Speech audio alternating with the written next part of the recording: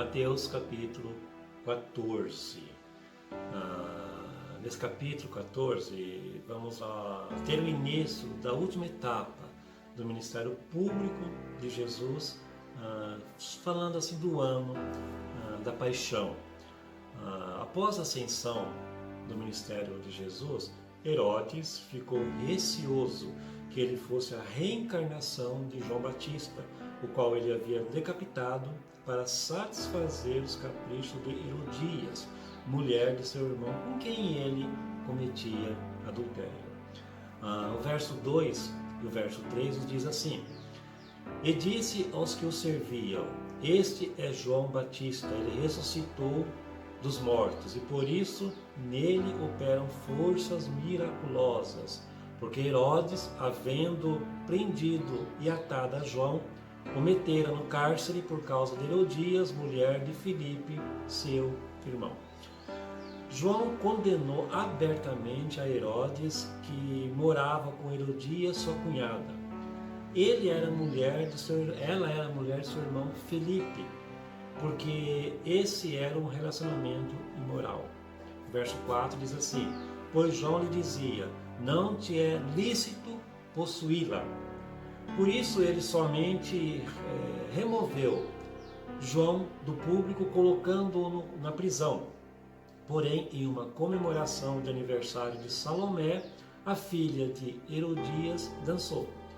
Por isso ele somente removeu ao público e colocou lá no cárcere. Verso 8 diz assim: Então ela, instigada por sua mãe, disse: Dá-me aqui, num prato, a cabeça de João Batista. Os discípulos de João deram a seu corpo um sepultamento respeitoso e relataram a Jesus o que havia ocorrido. O verso 12 nos diz: Quando vieram seus discípulos, levaram o corpo e o sepultaram. Depois foram e anunciaram a Jesus. Do verso 13 ao 21, a primeira multiplicação de pães e peixes.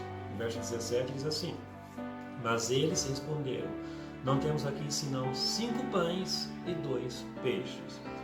Somente isso para alimentar uma multidão. O verso 20 diz: Todos comeram e se fartaram, e dos pedaços que sobejaram recolheram ainda 12 cestos cheios. E todos os que comeram foram cerca de 5.000 homens, mas as mulheres e as crianças.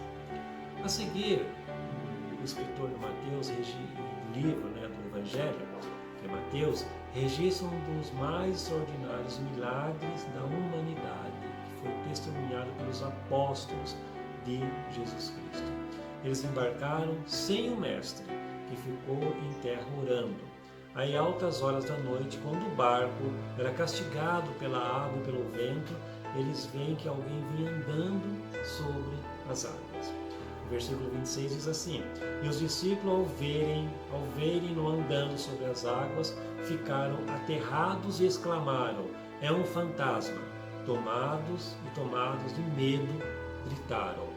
A princípio eles acharam que era um fantasma, porém foram surpreendidos quando ele se apresentou como sendo Jesus Cristo. O verso 27 nos diz: Mas Jesus imediatamente lhes disse: Tende bom ânimo, sou eu, não temas. Então Pedro desafia para saber se de fato era Jesus. O versículo 28 diz assim: Respondendo-lhe Pedro disse: Se és tu, Senhor, manda-me ir ter contigo por sobre as águas. Venha, respondeu Jesus. Então Pedro saiu do barco, andou sobre as águas e foi em direção a Jesus. A voz de Jesus é de poder, é de autoridade. A ordem dele não pode ser contrariada, no sentido de que não há quem resista a ela. Pedro andou sobre as águas e só começou a afundar quando parou de ouvir a voz de Jesus e passou a dar maior atenção à força do vento e da água. O verso 30 diz: Reparando, porém, na força do vento, teve medo e, começando a submergir, gritou: Salva-me, Senhor. O Senhor Jesus segurou a sua mão e o salvou.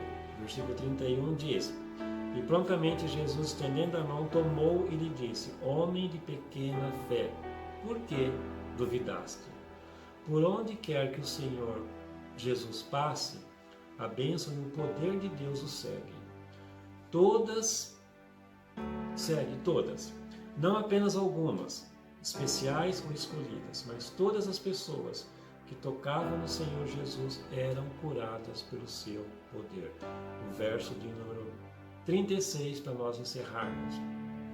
E lhe rogavam que ao menos pudessem tocar na orla de sua veste, e todos os que tocaram ficaram sãos. Esse mesmo poder e autoridade está à nossa disposição hoje, nos dias de hoje. Que Deus te abençoe, que a paz do Senhor esteja com você e esteja no teu lar.